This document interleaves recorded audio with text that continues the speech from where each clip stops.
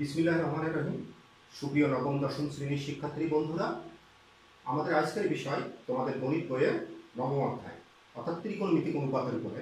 আর ত্রিকোণমিতিক অনুপাতের উপরে এটি আমাদের প্রথম ক্লাস।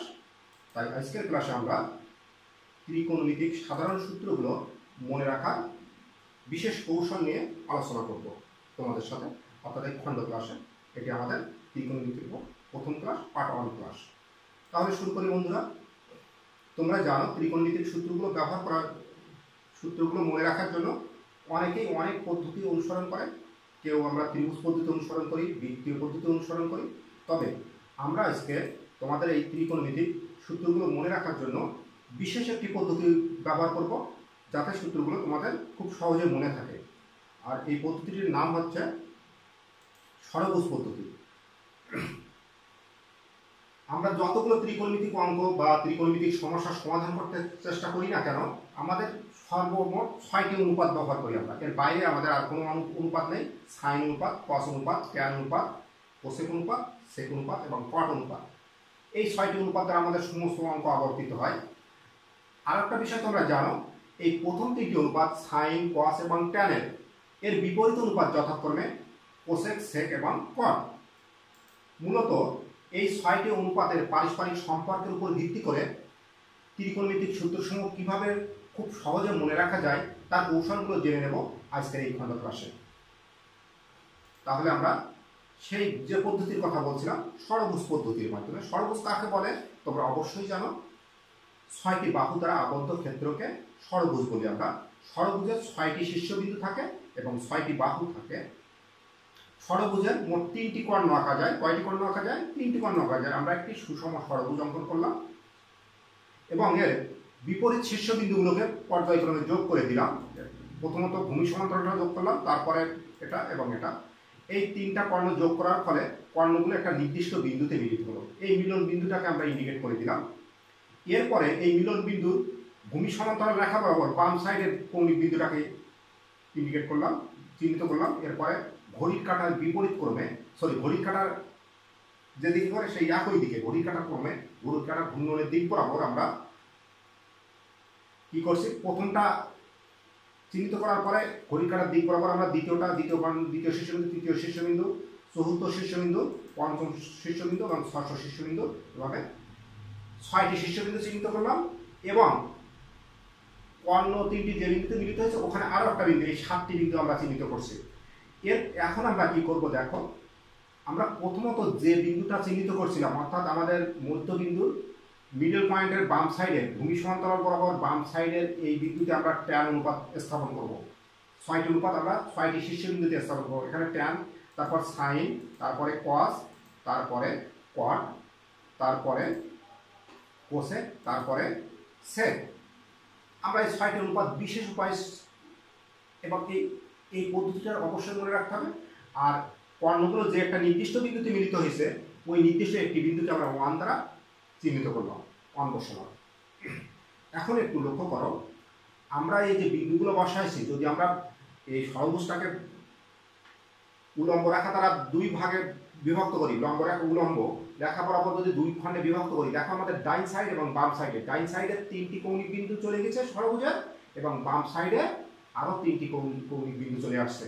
আমাদের ডাইন সাইডের 3টি কৌণিক বিন্দুতে আমরা যে 3টি অনুপাত বসাইছি বা স্থাপন করছি, দেখো এই প্রত্যেকটা অনুপাতের শুরু হচ্ছে সি দ্বারা, অর্থাৎ ডাইন সাইডের প্রত্যেকটা অনুপাত সি দ্বারা শুরু হয়েছে, অর্থাৎ কস, কট এবং কোসেক।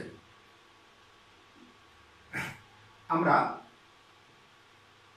এই অনুপাতগুলো এই ষড়ভুজের 6টা শীর্ষবিন্দুতে বসানোর জন্য আমাদেরকে এই বিষয়টা অবশ্যই মনে রাখতে হবে। আমরা একটা গল্প বলি। দেখো তোমরা জানো ভারতবর্ষের শ্রেষ্ঠ সুর সম্রাট তানসেনের নাম হয়তো তোমরা অনেকেই শুনে থাকবে। এই তানসেন কে ছিল জানো? তানসেন ছিল মূলত মুঘল সম্রাট আকবরের রংমহলের বিশেষ গায়ক, এবং তার গান গাওয়ার বা গায়কী পদ্ধতি ছিল বিশেষ ধরনের। তিনি যখন কোনো গান গাইতেন, তখন তিনি বিশেষভাবে বসে গান পরিবেশনের সময় অনেকগুলো কুশন ব্যবহার করতেন। কুশন নিয়ে সে আরাম করে বসে সে গান পরিবেশন করত।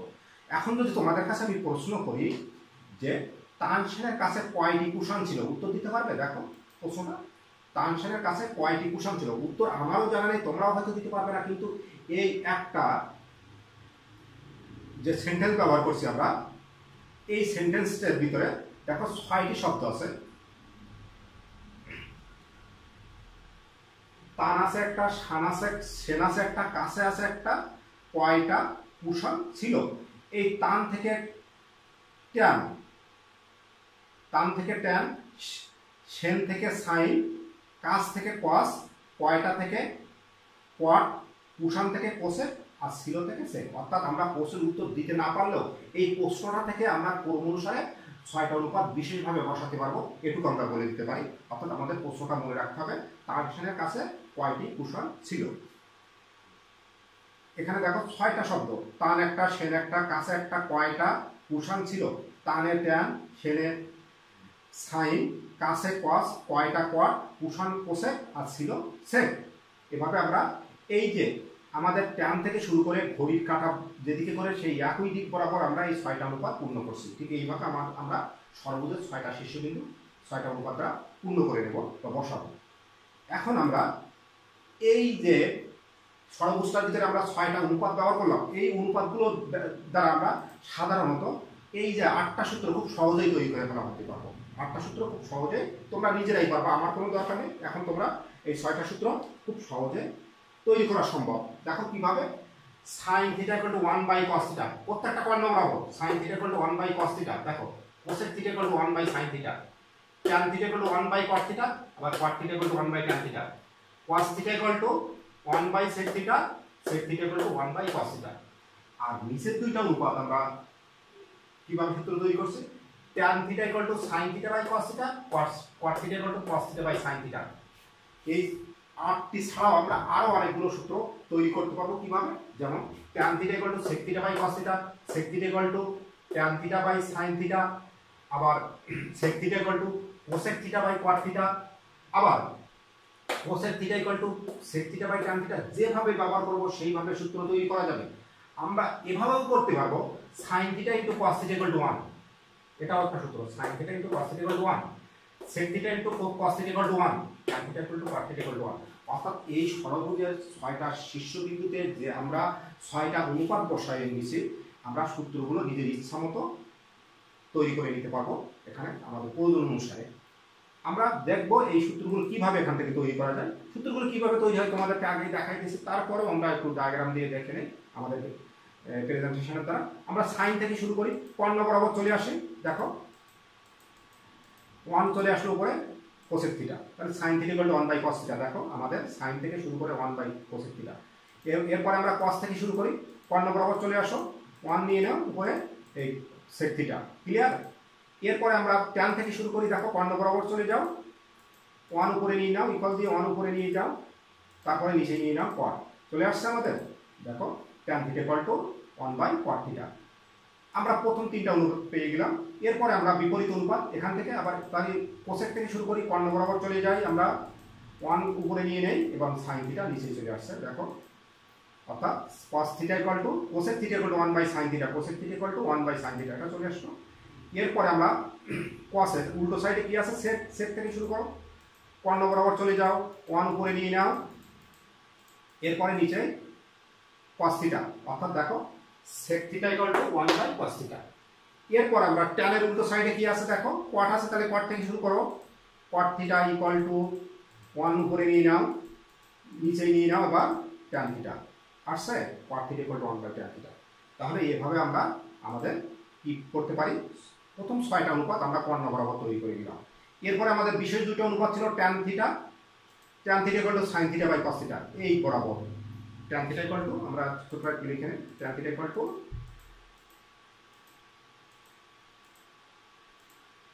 Sign theta by cos theta. এইখানে দেখো tan theta equal to sine theta by cos theta, যে কোনো তিনটা, যে কোনোটাকে ধরে বাম সাইড অথবা ডাইন সাইডে দুইটা অনুপাত সমান হবে। Tan theta equal to sec theta by cos theta লেখা যাবে, কোসেক থিটা ইকুয়াল টু, অর্থাৎ আমরা ইচ্ছা করলে tan theta equal to sec theta by cosec থিটাও লিখতে পারবো, এটাও আমাদের একটা সূত্র।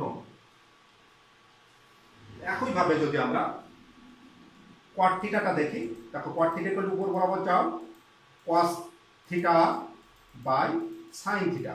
তাহলে আমাদের আরো একটা সূত্র তৈরি হয়ে গেল। মূলত আমাদের বইয়ে এই প্রথম পর্যায়ে বিপরীত ক্রমের এই 8টি সূত্র দেখানো হয়েছে অনুপাতের। ইচ্ছা করলে এখান থেকে আমরা আরো সূত্র যেগুলো বলছিলাম করে নিতে পারবো। আমরা cot theta equal to cosec theta by sec theta, tan theta equal to যেটা দেখা যাচ্ছে একটু আগে sec theta by cosec theta, এভাবে আমরা সূত্রগুলো খুব সহজে তৈরি করতে পারবো। আবার আমরা দেখাচ্ছিলাম যেমন tan theta into cot theta, দুই কর্ণের গুণফল মধ্যটা সমান, এটাও করা যাবে প্রত্যেক ক্ষেত্রে। tan theta cot theta equal to 1, আবার sin theta cosec theta equal to 1। এভাবে আমরা এই সাধারণ 8টি সূত্র না, এর সাথে আরো অনেকগুলো সূত্র আমরা প্রয়োজন অনুসারে তৈরি করে নিতে পারবো। এছাড়াও কিন্তু আমরা আরো অনেক সূত্র তৈরি করতে পারি। যারা হায়ার ম্যাথে আসো বা এতে আসো তাদের জন্য, অর্থাৎ আমরা এখান এই বরাবর দেখো সব সমান্তরাল বরাবর, এই বরাবর অথবা এই বরাবর, এই বরাবর অথবা এই বরাবর, বরাবর বরাবর যদি লিখি তাহলে আমরা লিখতে পারি sin থিটা ইকুয়াল টু সেই আমাদের কোন মান মনে আছে, cos 90 ডিগ্রি মাইনাস থিটা। প্রত্যেক ক্ষেত্রে tan theta equal two cos 90 degree minus theta, sec theta equal to cosec 90 degree minus theta, আবার cosec theta equal two sec 90 degree minus theta. এভাবে আমরা এই পুরো কোণের মানগুলো এভাবে খুব সহজেই বাহির করে নিতে পারবো। ক্লিয়ার? এখানে অনেক সূত্র করা যায়, তোমরা এই শর্টটা মনে রাখো, দেখবা অনেক সূত্র মনে হয় তোমাদের জন্য ইজি ভাবে তৈরি হয়ে যাবে আর তোমাদের অঙ্ক করতে অনেক সুবিধা হবে। তাহলে আমরা এই সাধারণ সূত্রগুলো খুব সহজেই পারবো আশা রাখি, বা পারবা তোমরা। এখন আমরা ত্রিকোণমিতিক বর্গের সূত্র দেখো, সেই শর্টটা যা ছিল যেভাবে ছিল সেইভাবে আছে, শুধুমাত্র আমরা অনুপাতগুলোকে বা যে 7টা মানকে বর্গ করে দিয়েছি। 1 এর বর্গ 1, tan এর বর্গ tan স্কয়ার, এভাবে আমরা প্রত্যেকটা বর্গ করে দিয়েছি। এই বর্গের সূত্র ব্যবহার করে আমরা এই 9টা সূত্র খুব সহজেই তৈরি করতে পারবো। আমার প্রয়োজন নেই, তোমরা এখন আমি টেকনিকটা দেখাই দিলে 9টা সূত্র তোমরা ওই শর্ট দেখেই তৈরি করে নিতে পারবে। কিভাবে তৈরি করা যায় তাহলে আমরা একটু দেখি। দেখো এই ত্রিভুজের এই ষড়ভুজের কর্ণগুলোকে যখন পর্যায়ক্রমে যোগ করছি তখন দেখো এখানে 6টি ত্রিভুজ উৎপন্ন হয়েছে। কয়টি? 1 2 3 4 5 6টি ত্রিভুজ উৎপন্ন হয়েছে। এই 6টি ত্রিভুজের দেখো, এই 6টি ত্রিভুজের মধ্যে আমরা বিশেষ তিনটি ত্রিভুজকে আমরা শেড দিয়ে দিলাম, এবং শেড দিয়ে দেওয়ার পর এই যে শেডযুক্ত ত্রিভুজগুলোকে আমরা দেখি। দেখো এখান থেকে যদি নেই, এটা একটা ত্রিভুজ, এটা একটা ত্রিভুজ, এটা একটা ত্রিভুজ, এই যে তিনটি ত্রিভুজ, এই তিনটা ত্রিভুজ থেকে আমরা সূত্র তৈরি করব। কিভাবে দেখো, খুব সহজ। আমরা এই যে উপরের দুটো যোগফল নিচেরটা সমান হবে, উপরের দুটো যোগফল নিচেরটা সমান এখানে, অর্থাৎ sin square theta plus cos square theta equal to 1, tan square theta plus 1 equal to sec square theta, 1 plus cot square theta equal to cosec square theta. একেবারেই সহজে আমরা এভাবে সূত্রগুলো তৈরি করে নিতে পারবো। অর্থাৎ সূত্রগুলো আমাদের শেখা হয়ে গেছে, আশা রাখি কোনো সমস্যা হওয়ার কথা না। তারপরে আমরা আমাদের প্রেজেন্টেশনটা আমরা কিভাবে দেখাইছি সেটা আমরা একটু দেখাই, তোমাদের একটু ধীরে স্থির ভাবে করি। সূত্রগুলো মনে রাখা দরকার আমাদের যে কোনো ভাবে। দেখো তাহলে এই কি বলছিলাম, উপরের দুইটা যোগফল নিচেরটা সমান হবে, আবার এই ত্রিভুজের উপরের দুইটা যোগফল tan square plus 1 equal to নিচের sec স্কয়ার হবে, এখানে 1 plus cot square equal to cosec square হবে। তাহলে দেখি আমরা সেই প্রথম থেকে শুরু করি। sin square plus cos square equal to কত হবে, এই যে 1। একই ভাবে এই যে tan square plus 1 equal to হবে আমাদের sec স্কয়ার থিটা। ক্লিয়ার? আবার এই ত্রিভুজের 1 plus cot square theta equal two হবে cosec স্কয়ার থিটা। তাহলে আমরা এইভাবে আমাদের প্রথম এবং প্রধান তিনটা সূত্র পেয়ে যাচ্ছি, বর্গের সূত্র। এই বর্গের সূত্রের প্রত্যেকটা থেকে আরো দুইটা সূত্র তৈরি করা যায়। আমরা এখান থেকেই তৈরি করে নিই, ওখান থেকেও দেখানো যাবে, দরকার নেই, আমরা এখান থেকেই তৈরি করে নিই খুব সহজে। sin square theta equal to 1 minus cos square theta, এটা খুব সহজে পারবা তোমরা। আবার cos square theta equal to 1 minus sin square theta. Clear? sin square theta equal to 1 minus cos square theta, এখান থেকেও কিন্তু দেখানো যায়। sin square theta equal to 1 minus cos square theta, cos square theta equal to 1 minus sin square theta, tan square theta equal two sec square theta minus 1, 1 equal to sec square theta minus tan square theta, 1 equal to cosec square theta minus cot square theta, cot square theta equal to cosec square theta minus 1। আমি এখানে না দেখে ওই সব দেখেই বলে দিতে পারি। যাই হোক, আমরা একটু দেখি। দেখো কিভাবে হচ্ছে আমাদের tan square equal to sec square theta minus 1, আবার sec square theta equal two sec square theta minus tan square theta equal to 1। একইভাবে cot square theta equal to cosec square theta minus 1 পাচ্ছি, আবার cosec square theta minus cot square theta equal to 1 পেয়ে যাচ্ছে। এভাবে আমাদের ত্রিকোণমিতির সাধারণ সূত্রগুলো খুব সহজেই মনে রাখতে পারবো আশা রাখি, বা তোমাদেরও মনে থাকবে। তবে বলি একটা কথা তোমাদেরকে, অবশ্যই স্মরণ রাখবে, যতই আমরা কৌশল অবলম্বন করি না কেন, যতই টেকনিক ব্যবহার করি না কেন, যদি আমরা একটু প্র্যাকটিস না করি বা অঙ্কের সাথে যদি আমরা সময় না ব্যয় করি, তাহলে আমাদের এই টেকনিক বা এই কৌশল কোনোটাই কাজে আসবে না। যতই তুমি বিভিন্ন ধরনের সূত্র মনে রাখো না কেন, তোমাকে প্র্যাকটিস করতে হবে, অঙ্ক করতে হবে, অঙ্কের প্রতি তোমার সময় দিতে হবে। যদি তুমি সূত্রগুলো ভালোভাবে জানো এবং সূত্রগুলোর সাথে সাথে অঙ্কগুলো যদি প্র্যাকটিস করো, তাহলে দেখবে বই তোমাদের কাছে একেবারেই সহজ হয়ে যাবে।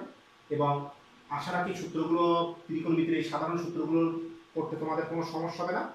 আমরা এরপরে তোমাদের 9.1 অঙ্কগুলো অনেকেই বলে একটু কঠিন, আসলে কতটা সহজ আমরা পরবর্তী স্টেপ বাই স্টেপ মাত্র 2টা পদ্ধতির উপরে তোমাদের সমস্ত অঙ্কগুলো 2টা টেকনিক ব্যবহার করে সমস্ত অঙ্কগুলোই কমপ্লিট করাবো। আমাদের মোটামুটি হয়তো 3টা ক্লাস লাগতে পারে তোমাদের টোটাল অঙ্কগুলো করাতে গেলে। তোমরা সূত্রগুলো ভালোভাবে শিখে নাও, সূত্রগুলো জানো। আমরা পরবর্তীতে আগামী ক্লাস আমরা তোমাদের ত্রিকোণমিতির প্রথম অঙ্কের ক্লাস বা উদাহরণ অঙ্কগুলো নিয়ে আসবো। আশা রাখি যদি ধারাবাহিকভাবে তোমরা ক্লাসগুলো করো বা একটু চেষ্টা করো, তাহলে তোমাদের কোনো হাউস টিউটর বা কোনো টিচারের প্রয়োজন হবে না, এখান থেকে তোমরা নিজেরাই শিখে নিতে পারবে। আর সূত্রগুলো একটু চেষ্টা করো, দেখবা মনে থাকবে। আর তোমরা যারা আমাদের চ্যানেলটাকে এখনো সাবস্ক্রাইব করো না, সবাই সাবস্ক্রাইব করে নিও। আশা রাখি সবাই ভালো আছো এবং ভালো থাকো। ভালো থাকার শুভকামনায় আজকের মতো এখানে বিদায় নিচ্ছি। সকলকে আল্লাহ হাফেজ।